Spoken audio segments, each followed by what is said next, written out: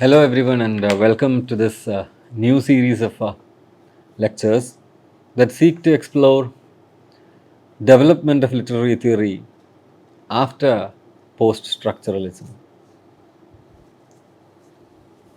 The theory that we are going to focus for the next 15 minutes is memory studies.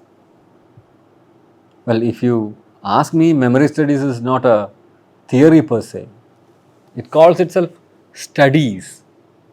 This is not a theory that you take and apply on a given text to glean a certain inference. That is not how memory studies work. Memory studies is disciplinary in a very interesting way. It works at the interstice of history, trauma, cultural studies. It works at the collusion of several other disciplines because memory applies to the analysis of literature and culture in general. Memory applies to the construction of history in general. Memory applies to philosophizing human life in general. Memory is such a vast term. It is such an abstract idea. It is such an abstract reality. Its use is something that is very general. Like my personal memory and the collective memory from which I draw my identity, they move together to construct almost the whole complex of attitudes that I have, almost the whole complex of ideas that I have about myself, about my society, about others. So memory studies is basically this sweeping, this grand umbrella like idea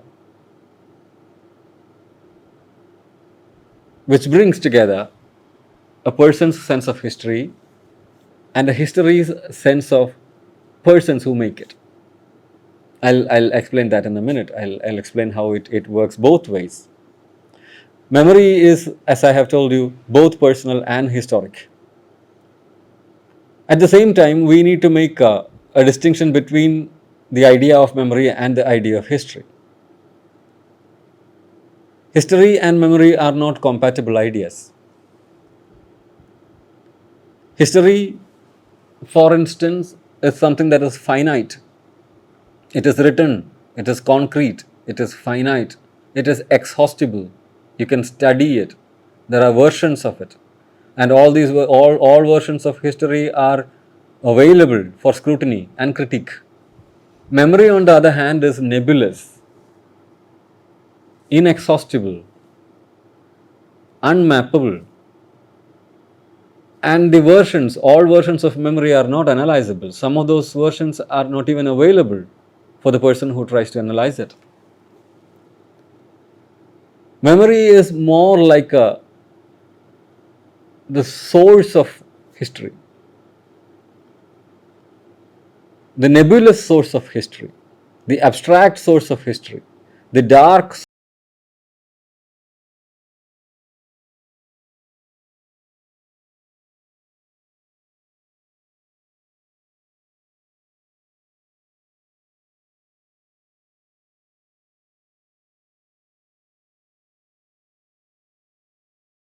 history works with reference to power, authority structures, dominant ideology. Memory doesn't work like that. There are people who sanction history as legitimate, and more often than not, it is the dominant ideological positions that dictate the rights and wrongs of history.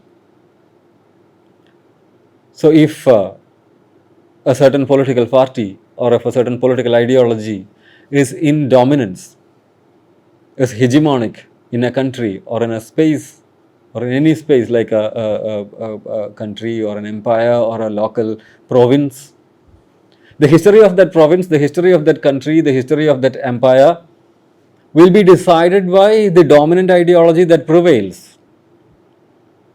Any attempt to correct that history will be resisted. Any attempt to rewrite that history will be seen as treacherous, blasphemous, and there would be penal action taken against the person who tried to commit a treason or tried to blaspheme. So history is a function of power. Memory is not. Memory is not a function of power. Memory studies angles on this aspect. Memory studies is basically an attempt to understand how human memory works beyond the scope of human history. Memory studies tries to address memory as cognitive and collective. When you talk of cognitive memory, we are talking about, the physiological process of recording memory. How am I able to remember? How am I able to reconstruct? How much of my reconstruction is drawn from memory? How much of repression happens? So these are questions that we ask to memo writers. These are part of the literary studies that look into analysis of autobiographies and memoirs. Also, there is the idea of social and cultural memory. It examines how memories are shaped by and influence cultural narratives. See, for instance, colonialism sought to graft its attitudes, habits, religiosity over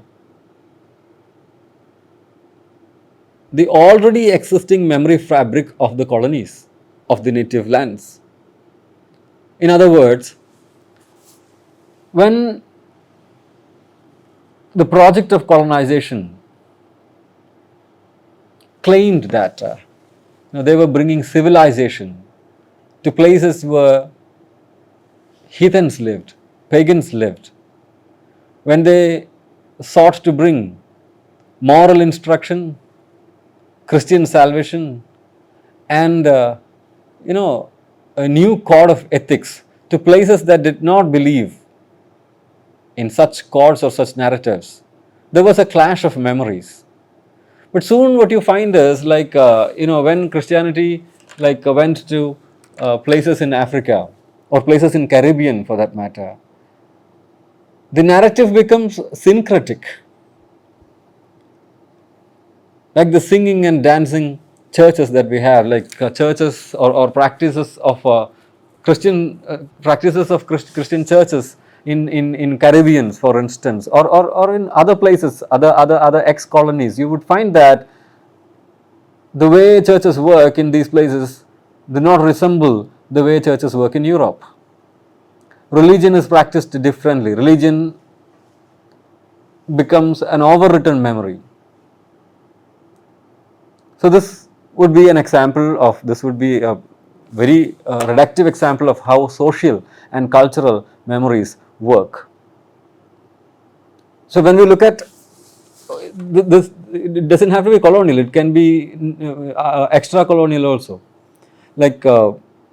When we think about how empowerment of women happens in our corners of the world, or when we talk about how emancipation of Adivasis happen in our place, we are talking about how a certain narrative is slapped on a whole history of memory, a whole chain of memories that exist in that set of people, among that set of people, among those sets of people. So when you bring your narrative, when we bring our narrative to a place, We are acting upon the memory scape that exists in that space. And sometimes there is violence because there wouldn't be, it is very difficult to fight the emotional stakes involved in a collective memory. Sometimes there are syntheses, like some synthesis in history, like when the Mughals arrived in India, the synthesis that happened, the cultural synthesis that happened, is very different from the way resistance and synthesis happened during the British colonial rule. So there is a way in which memory helps us to understand. Narratives about memory helps us to understand. Narratives from memory helps us to understand the evolution of societies, the evolution of culture. Memory studies is also interested in understanding representations of trauma. Trauma studies can be understood as, can be seen as a major subfield of memory studies. Because traumatic memories, whether the trauma is personal or collective, traumatic memories always make way for ethical recrafting, ethical reconfiguration. When there is a trauma and when there is a narrative of trauma, the whole course of memories that existed earlier will be called into question. The trauma will start shading, will start coloring the fabric of memory that existed before the trauma happened. So, trauma is a major stop in understanding memory studies, the scope of memory studies.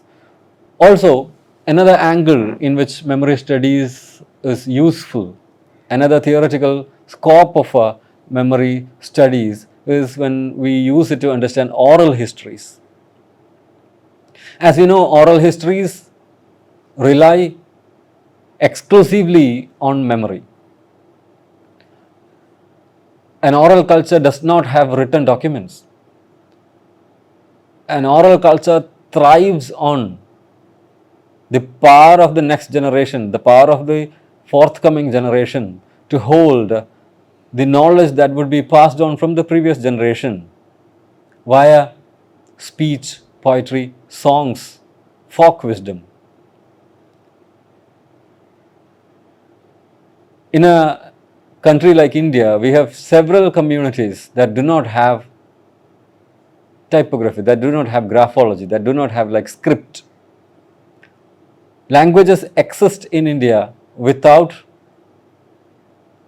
a written counterpart. There are only spoken versions, there are only spoken languages, there is only speech for languages. In that case, in such contexts, memory becomes the only source through which a reconstruction of how life happened, how life evolved, how attitudes were evolved. Everything can be done only by consulting memories. But then in that case, memory actually is a very different kind of idea. Memory as it exists in the context of archives and memory as it exists in the absence of archives are two different things, obviously. And the next point is that, next point is like how do we collect memories? There are structures which are supposed to institutionalize memories, like museums, for instance. Another major subfield of memory studies is like museum studies. You study museums, how museums are constructed, how museums are curated, what are the politics of constructing museums. Museums are usually funded by the government. The government sanctions a certain kind of memory regarding its coming into place. The government has a certain version of national memory, and this memory is archived in museums. Museums becomes the site of celebrating memories of a nation, memories of a political entity. So you can have, it could also be religious. You can have like Christian museums, Jewish museums, Hindu museums. It could be national, Indian, the National Museum of India, the National Museum of British. You can see that all those imagined communities. Nation is an imagined community. So are religions. So are most of these social constructions that we have, all the social organizations that we have. There is a large amount of imagination used to keep them together, and museums are part of this network of imagination. These networks, like energized by, held together by memories. When we talk about memories, we have to also talk about how the digital era has regrafted, revolutionized the whole idea of archiving. One of another major subfield of memory studies is the study of photo albums. Photo albums, how photography and photo albums become documents to understand the past. This is a major subfield of memory studies.